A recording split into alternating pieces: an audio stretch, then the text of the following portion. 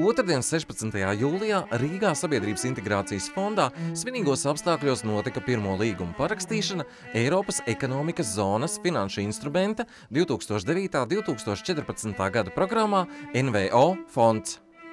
Atgādināsim, ka programmas atklāšana notika 2012. gada 14. novembrī un atklātu projektu iesniegumu konkursu Sabiedrības integrācijas fonds izsludināja novembra nogalē.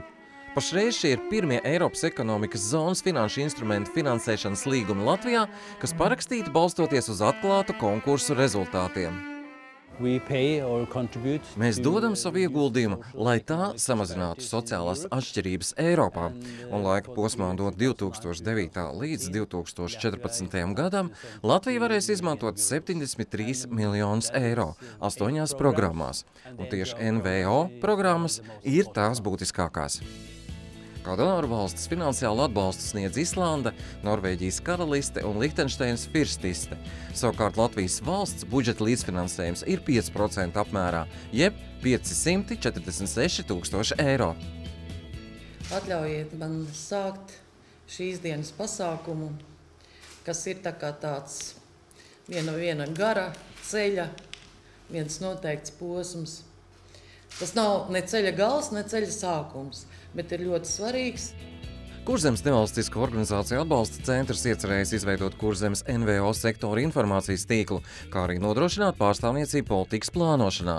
Liepājas neredzīgo biedrību projektā iecerējis kļūt par pozitīvu piemēru citām NVO labas pārvaldības un atklātības jomā, motivējot citas invalīda NVO aktīvi aizstāvēt un pārstāvēt savas mērķa grupas un intereses. Aglonas novada biedrība Neaizmirstulu projektā iecerējusi iesaistīt radošo un sociālo prasmju apguvē bērnus, jauniešus un ģimenes ar bērniem, tādējādi mazinot sociālās atstumtības risku Aglonas novadā.